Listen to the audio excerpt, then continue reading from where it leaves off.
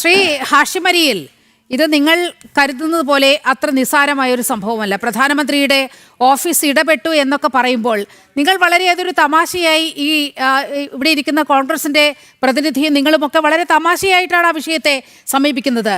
പക്ഷേ നമുക്കറിയാവുന്ന വിവരമനുസരിച്ച് കേന്ദ്ര സർക്കാർ ഈ കാര്യത്തെ അതീവ ഗൗരവമായാണ് കാണുന്നത്. കരിമണൽ എന്ന് പറയുന്നത് ഏതെല്ലാം കാര്യങ്ങൾക്ക് ഉപയോഗിക്കുന്നു എന്ന്, അതിൻ്റെ അന്താരാഷ്ട്ര പ്രസക്തി എന്താണ്, ഇങ്ങനെയുള്ള ചില കാര്യങ്ങളിലേക്ക് കൂടി വലിയ രീതിയിൽ അന്വേഷണം നടക്കാൻ ഇടയുള്ള ഒരു സംഭവമാണ്. ഈ ആണവ രാജ്യങ്ങൾക്കൊക്കെ ഇതുപോലെ ഈ കരിമണലിൽ നിന്നും തോറിയവും ഇൽമനൈറ്റും മോണോസൈറ്റും ഒക്കെ എത്തിയ വഴി അന്വേഷിക്കുമ്പോൾ ഒരുപക്ഷെ നിങ്ങൾ കരുതുന്നതിലും അപ്പുറത്താണ് ഈ കൊച്ചു കേരളത്തെ മുൻനിർത്തി അന്താരാഷ്ട്ര തലത്തിൽ അടക്കം നടന്ന ഈ കരിമണൽ വിൽപ്പന എന്നതുകൂടി കേന്ദ്ര സർക്കാരിൻ്റെ ശ്രദ്ധയിലേക്ക് വന്നിരിക്കുന്ന ഒരു സാഹചര്യമുണ്ട്. കാരണം ഈ കരിമണലിൻ്റെ വിൽപ്പന തടയാൻ, അതായത് സ്വകാര്യ മേഖലയിലേക്ക് ഇത് ചെന്നെത്തരുത്, കാരണം അതിനൊരു അപകട സ്വഭാവമുണ്ട്. അത് ചെന്നെത്താതിരിക്കാൻ വേണ്ടി 2019 കേന്ദ്ര സർക്കാർ ഒരു നിയമം കൊണ്ടുവരുന്നുണ്ട്.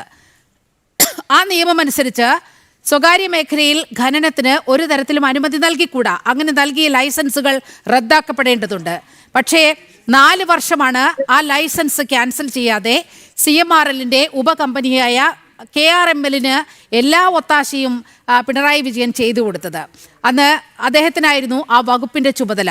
അങ്ങനെ 4 വർഷം കൊണ്ട് കരിമണൽ കർത്ത ഇവിടെ നിന്നും കൊണ്ടുപോയത്, ബിസിനസ് ഉണ്ടാക്കിയത് മാത്രം 1600 കോടിയുടെ ബിസിനസ്സാണ് ഉണ്ടാക്കിയിരിക്കുന്നത്.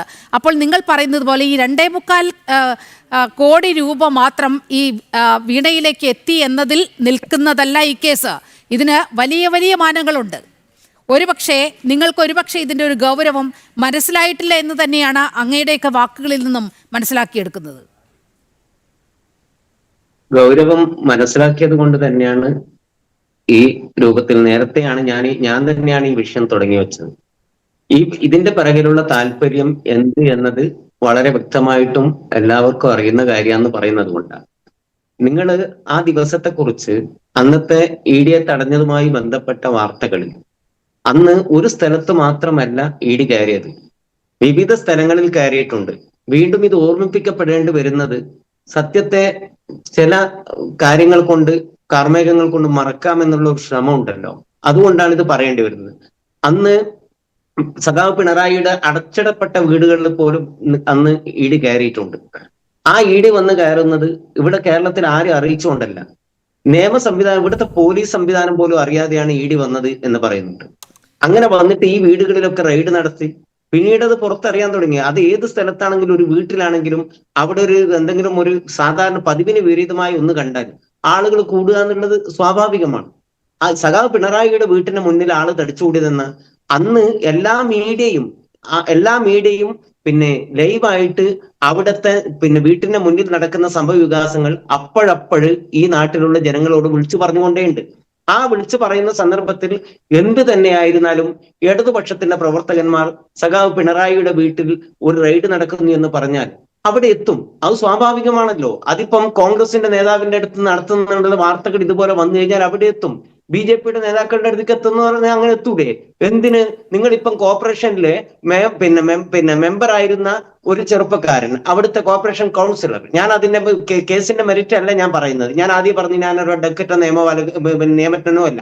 പക്ഷേ കാപ്പ ചുമത്തിയിട്ട് അദ്ദേഹത്തെ പോലീസ് വെടിവെച്ച് വെടിപൊട്ടിച്ച് ഭീകരാന്തരീക്ഷം ഉണ്ടാക്കിയിട്ടാണ് പിടിച്ചു കൊണ്ടുപോയത്. അതിന്റെ പേരിൽ പ്രതിഷേധം നടത്തുകയാണ് ഒരു ഭാഗത്ത് BJP. ഇവിടെ അങ്ങനെ നടക്കുന്നതിനിടയിൽ ആ സന്ദർഭത്തിൽ അത്തരം ഒരു കാര്യങ്ങൾ നടന്നാൽ BJPയുടെ പ്രവർത്തകന്മാർ അവിടെ എത്തും. അത് പിന്നീട് അവരുടേതായിരിക്കുന്ന പ്രതിഷേധങ്ങളും മറ്റും അവിടെ ഉണ്ടാവും. സഖാവ് പിണറായിയുടെ വീട്ടിലേക്ക് ED വന്നു എന്ന് പറഞ്ഞപ്പോൾ ആളുകൾ അവിടെ ഒരുമിച്ച് കൂടി. അവരുടെ അന്വേഷണം തീരുന്നത് വരെ അവിടെ ഒരു പ്രശ്നം ഉണ്ടായിട്ടില്ല. അവരിറങ്ങിപ്പോകുന്ന സന്ദർഭത്തിൽ 1-2 ആളുകൾ കാർ ആക്രമിച്ചു. അത് തെറ്റായി പോയി എന്ന് പാർട്ടിയുടെ സംസ്ഥാന ജനറൽ സെക്രട്ടറി തന്നെ പിന്നീട് തിരുത്തി പറഞ്ഞിട്ടുണ്ട്. ഇതൊക്കെ നടന്നുകൊണ്ടിരിക്കുന്നതിനിടയിൽ നിങ്ങൾ ചിന്തിക്കേണ്ടത് ആളെ അപായപ്പെടുത്തണമെന്ന് ആ ഒരു ജനസമൂഹത്തിന് അന്നൊരു താല്പര്യം ഉണ്ടായിരുന്നു. എന്തായിരിക്കും സ്ഥിതി? കണ്ടാമൃഗത്തിന്റെ തൊലിയൊന്നും മീഡിയ ആകുന്നത് കൊണ്ട് കിട്ടാനൊന്നുമില്ലല്ലോ. ഒരാൾക്കൊരു പോറല് പോലും ഇല്ലാതെ അവർക്ക് പുറത്തു പോകാൻ സാധിച്ചെന്തുകൊണ്ടാ? അതൊരു പ്രതിഷേധം മാത്രമായിരുന്നു. ആ പ്രതിഷേധത്തെ ഇവിടുത്തെ വലിയ എന്തോ ഒരു സംഭവമാക്കിയിട്ട് വരുത്തി തീർക്കാൻ ഒരു ഭാഗത്ത് ശ്രമിക്കുന്നു. രണ്ടാമത് നിങ്ങൾ പറഞ്ഞ ഒരു കാര്യം, പിന്നെ ചുടുകട്ട എറിഞ്ഞ് ഒരു കാറിന് മുകളിലേക്ക് ചുടുകട്ട എറിഞ്ഞ് ആ ജീവനക്കാരെ അപായപ്പെടുത്താൻ ശ്രമിക്കുന്നതാണോ പ്രതിഷേധം? ചീമുട്ട എറിയുന്നതാണോ പ്രതിഷേധം? ഐ പി ബിനു ചീമുട്ട കൊണ്ടുവന്ന് ഈ കാറിന് നേർക്ക് എറിയുന്ന ദൃശ്യങ്ങളെല്ലാം നമ്മൾ കണ്ടതല്ലേ? ആറ്റുകാൽ ഉണ്ണിയടക്കമുള്ള കൊടും ക്രിമിനലുകൾ ഈ ചുടുകട്ട എറിയുന്നത് നമ്മൾ കണ്ടതല്ലേ? ഇതാണോ നിങ്ങളുടെ പ്രതിഷേധം? ഈ ഒരു മാസത്തിനിടയിൽ 2 പ്രാവശ്യമാണ് പോലീസിന്റെ ബാരിക്കേഡുകൾ തകർത്തത് BJP പ്രവർത്തകന്മാർ കേരളത്തിന്റെ മണ്ണിൽ. എന്താ ഗുണ്ടായിസം എന്ന് പറയുന്ന പ്രതിഷേധത്തിന്റെ ഭാഗമായി അത്തരം കാര്യങ്ങൾ ഉണ്ടാകുമെന്ന് ഞങ്ങൾ മനസ്സിലാക്കുന്നു. നിങ്ങളെപ്പോലെ അത് ഗുണ്ടായിസം എന്ന് പറയാൻ ഞങ്ങൾ തയ്യാറല്ല. ആരെ രക്ഷിക്കാനായി ഈ ബാരിക്കേഡ് തകർത്തത്? കാപ്പ കേസ് പ്രതിയെ രക്ഷിക്കാൻ. ഇതൊക്കെ നടത്തുന്നത് നിങ്ങൾക്ക് ജനാധിപത്യം, ബാക്കിയുള്ളവർ ചെയ്യുന്നതൊക്കെ പിന്നെ രാജ്യസ്നേഹം. ആ ചോദ്യത്തിലൊന്ന് കരിമൽ കർത്തയോ അല്ലെങ്കിൽ സമയം പോകുന്നു, അതുകൊണ്ടാണ് CPM-ന്റെ പ്രതിനിധിയായാൽ എന്തും പറഞ്ഞു കളയാമെന്നുള്ള ധാരണയിൽ അദ്ദേഹം സംസാരിക്കണമെങ്കിൽ അദ്ദേഹത്തെ തിരുത്താനൊന്നുമില്ല. പക്ഷെ ഒരു കാര്യമുണ്ട്, പാർട്ടിയുടെ ക്യാപ്സ്യൂളാണ് നമ്മൾ തുപ്പുന്നതെങ്കിലും ഒരു അവനവനുണ്ടാവേണ്ട ഒരു ഔചിത്യ ബോധമുണ്ട്. ഒരു വിഷയത്തെക്കുറിച്ച് നമ്മൾ സംസാരിക്കുമ്പോൾ ചുടുകട്ട കൊണ്ട് എറിയുന്നത് പ്രതിഷേധമാണ് എന്ന് ലോകത്ത് ഒരു സംഘടന പറയുമെങ്കിൽ ആ സംഘടനയുടെ പേര് ഇടതുപക്ഷ ജനാധിപത്യ മുന്നണി എന്നാണ്. കാരണം അത് പറഞ്ഞാൽ അദ്ദേഹത്തെ നമുക്ക് കുറ്റം പറയാൻ സാധിക്കില്ല. കാരണം അദ്ദേഹമൊക്കെ ദൈവത്തെ പോലെ കാണുന്ന, അദ്ദേഹമൊക്കെ 1000 പേരെ വിളിച്ചു നിർത്തി തിരുവാതിര തുള്ളിച്ച് പാട്ട് പാടുന്ന, അവർ പാടിപ്പുകഴ്ത്തുന്ന അവരുടെ ദൈവം പിണറായി വിജയൻ സഖാവ് ഒരു ചെടിച്ചട്ടി എടുത്ത് തലയിൽ ഒരു ചെറുപ്പക്കാരൻ്റെ തലയിലടിക്കുമ്പോൾ അതിനെ രക്ഷാപ്രവർത്തനമായി വിശദീകരിച്ച നേതാവിൻ്റെ പിൻതലമുറക്കാരാണ് ഈ പറയുന്ന ആഷിഖ് അലിയിൽ ഉൾപ്പെടെയുള്ള LDF-ൻ്റെ നേതാക്കന്മാർ അല്ലെങ്കിൽ പ്രവർത്തകന്മാർ.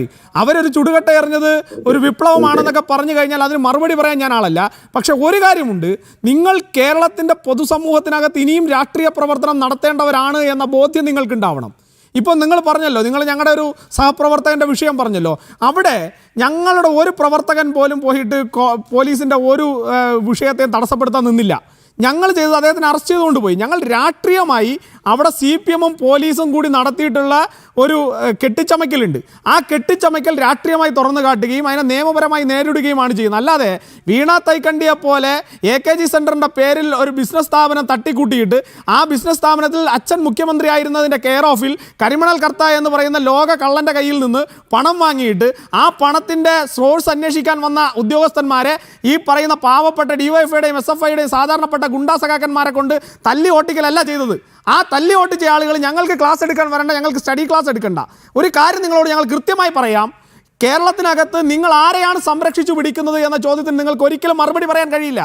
കേരളത്തിനകത്ത് നിങ്ങൾ സംരക്ഷിച്ചു പിടിക്കുന്നത് പിണറായി വിജയൻ എന്ന് പറയുന്ന പേര് പറഞ്ഞുകൊണ്ട് നിങ്ങൾ സംരക്ഷിച്ചു പിടിക്കുന്നത് കരിമണൽ കർത്തയാണ് എന്ന് കേരളത്തിൻ്റെ പൊതുസമൂഹത്തിന് മനസ്സിലാകാതെ പോകുന്നു എന്ന് LDF-ന് ഒരു തോന്നലുണ്ടെങ്കിൽ ആ തോന്നൽ അസ്ഥാനത്താണ്.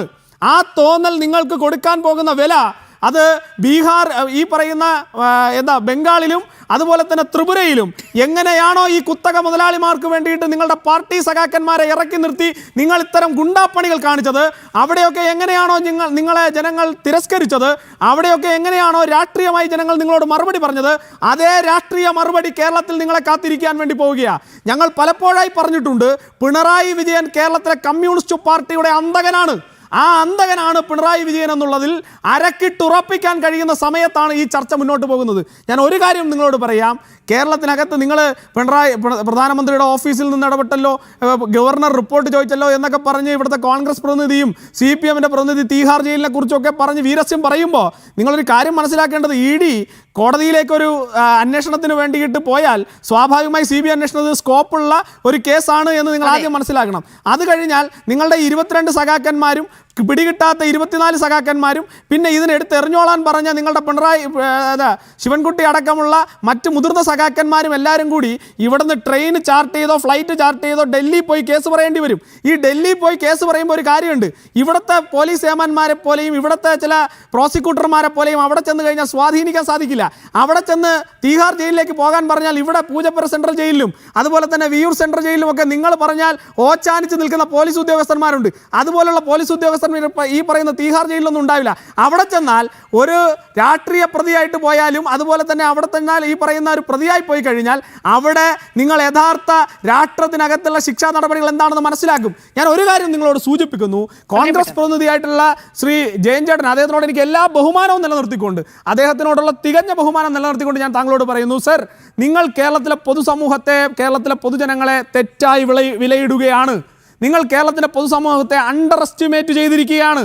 നിങ്ങൾ വിചാരിക്കുന്നത് നിങ്ങൾ എല്ലാ കാലത്തും പറയുന്ന നാഷണൽ ഹെറാൾഡ് കേസിൽ പ്രതിയായിട്ടുള്ള സോണിയാഗാന്ധിയെ സംരക്ഷിച്ചെടുക്കാനും ഈ പറയുന്ന കള്ളപ്പണ ഇടപാടുകളിലൊക്കെ പ്രതിയായിട്ടുള്ള നിങ്ങളുടെ മുൻ ധനകാര്യമന്ത്രി അടക്കമുള്ളവരെ സംരക്ഷിച്ചെടുക്കാൻ നിങ്ങൾ പറഞ്ഞിട്ടുള്ള ന്യായം ഇവിടെ വീണ തൈക്കണ്ടിക്ക് വേണ്ടിയും നിങ്ങൾ എടുത്തുപയോഗിക്കുമ്പോൾ നിങ്ങൾ ആത്യന്തികമായി സംരക്ഷിച്ചു പിടിക്കുന്നത് CPM-നെയും പിണറായി വിജയൻ്റെ മകളെയും അതുപോലെ തന്നെ CMRL കമ്പനിയെയുമാണ് എന്ന ബോധ്യം കോൺഗ്രസിന് നഷ്ടപ്പെട്ടു പോയിട്ടുണ്ടെങ്കിൽ കോൺഗ്രസ് അടുത്ത ദിനങ്ങളിൽ തന്നെ, വളരെ സമീപ ഭാവിയിൽ തന്നെ, കേരളത്തിൽ എന്താണോ ഇന്ന് CPM-ന് സംഭവിച്ചിരിക്കുന്നത്, നിങ്ങളൊക്കെ ആലങ്കാരികമായി പറയുന്നത് പോലെ ജനം ചവിട്ടി പടിക്ക് പുറത്താക്കി നിർത്തിയിരിക്കുന്നത് പോലെ നിങ്ങളെയും ജനം കുറ്റിച്ചൂലിന് അടിച്ച് പുറത്താക്കുന്ന അവസ്ഥയിലേക്ക് വരും.